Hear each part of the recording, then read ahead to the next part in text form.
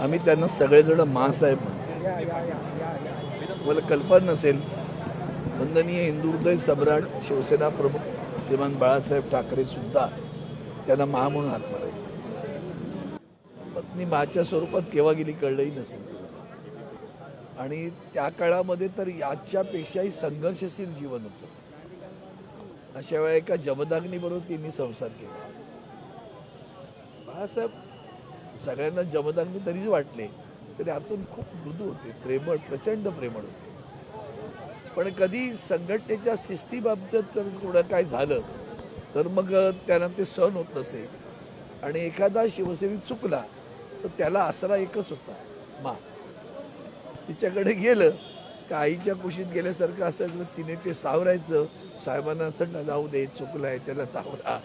म्हणून ती कधी नकळत फक्त आदरणीय उद्धवजी आणि त्यांचे बंधू आणि त्यांची आई राहिली नाही, ती उभ्या महाराष्ट्राच्या शिवसैनिकांची माय झाली. आणि म्हणून आम्हा सर्वांना तिचं फार एक आधारवाडाचं बरोबरचं ते सगळं, खरं तर शिवसेना प्रमुख आधारवाड, पण त्या आधारवाडाची सावली होती वेगळ्या पद्धतीची.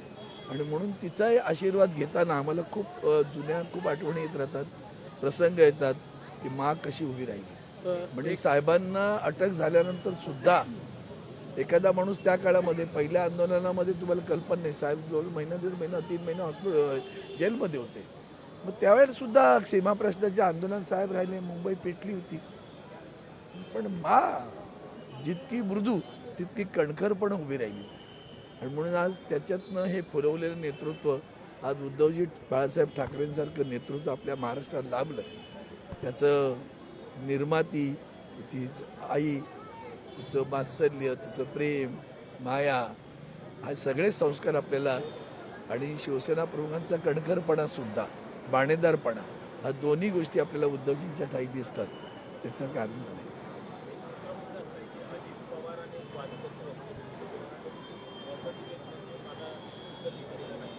मला वाटतं अजितदादा पवारांपेक्षाही भयानक वक्तव्य संजय गायकवाडांनी केले.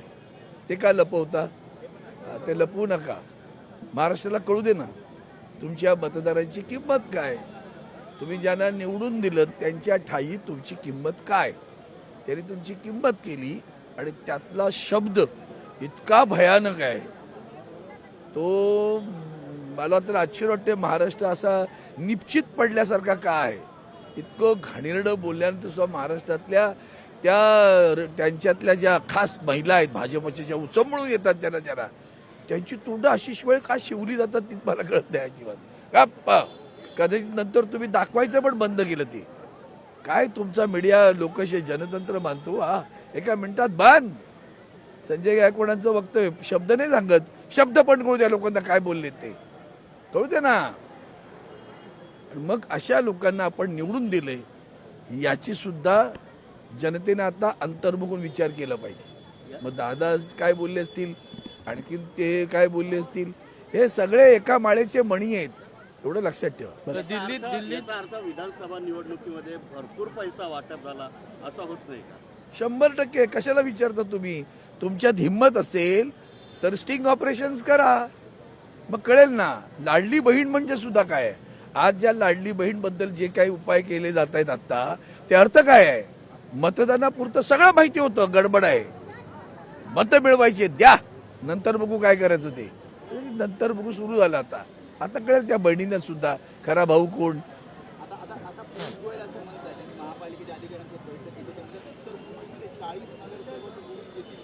अहो मला सांगा ना, माननीय महापौरांना सुद्धा, आणि सॉरी महापौर तर नाहीच आहेत, आयुक्तांना माझा प्रश्न आहे. एका खासदार असेल केंद्रातला मंत्री, मला पण पाहिजे बैठक. आता मी खासदार आहे मुंबईचा आणि मला सगळ्या अधिकाऱ्यांबरोबर दक्षिण मुंबईतल्या बैठक, मी दक्षिण मुंबईचा आहे, ते त्यांच्या उत्तर मुंबईचे आहेत, आम्हालाही अशीच बैठक पाहिजे. तशीच बैठक आपण द्यावी तर आपणही लोकशाही मानता असं मी समजेन. पालिका निवडणुकीत भाजप आणि शिंदे मला वाटतं या विषयावर मी बोलणं गरजेचं नाही. ऑल त्या इंडिया आदरणीय उद्धवजी साहेब आमचे शिवसेना पक्षप्रमुख आहेत, ते ऑल निर्णय इंडिया सिव्हिल सर्व्हिसेसचे सामने दिल्लीत सुरू आहेत. तेथील महाराष्ट्राच्या खेळाडूंवर अन्याय होतो आहे. महाराष्ट्राच्या खेळाडूंनी आरोप केले आहेत ज्यांचे सरकारी आय कार्ड नाही अशा खेळाडूंना देखील काही राज्यातील संघ खेळवत आहेत. मात्र महाराष्ट्राच्या खेळाडूंना पाहिजे तसे वागणूक भेटत नाही आणि केंद्रीय राज्यमंत्री मुळात रक्षा करते. देशातलं सरकार हेच अशा भ्रष्ट विचाराच्या विटेवर उभं आहे. मला आदरणीय पंतप्रधानांचं नेहमी आश्चर्य वाटत राहतं. आता दिल्लीतली त्यांची भाषणं पाहिल्यानंतर तुम्ही महाराष्ट्रात कोणाकोणाला घेतलंय हो? तुम्ही भ्रष्टाचाराच्या विरुद्ध कधी होता हा प्रश्न आहे, कधी आहात हा प्रश्न आहे, आणि अजूनही तुम्ही आहात का असाही प्रश्न आहे. तुम्ही काय भ्रष्टाचाराबद्दल बोलताय हो? त्या केजरीवालांवर आरोप करताना मला ते इतकं हास्य वाटतं. जरा पायाखालची तुमच्या वाळू बघा किंवा दिव्याखालचा अंधार बघा जरा. तुमच्या दिव्याखाली अंधार आहे, लोकांचे अंधार काय दाखवत फिरताय? मात्र राज्यातील खेळाडूंवर अन्याय होतो हा आहे. भयानक प्रकार आहे, लक्षात केंद्रीय ठेवा. मंत्री आहेत. एक मिनिट लक्षात घ्या, क्रीडा क्षेत्र सुद्धा बरबटलेलं आहे. तुम्ही त्या मल्ल आपल्या महिला ज्या ऑलिम्पिकमध्ये ज्यांनी सुवर्णपदक मिळवलं होतं त्यांना तिथे रस्त्यावर बसायला लावणारं हे सरकार आहे. त्या सरकारकडनं काय तुम्ही न्यायाची अपेक्षा करता? मला तर युपीएससी बद्दल पण डाऊट येतो. एकाच विशिष्ट राज्याचे सगळे युपीएससीला कसे पास होतात? अलीकडे थोडे थोडे महाराष्ट्रातले यायला लागले, पण तर सुद्धा IAS मध्ये कमी असतात, IRS ला असतात बऱ्यापैकी, IAS ला नसतात. हे लक्षात घेतलं. लोकशाही मराठी ऐका, पहा, जागरूक रहा.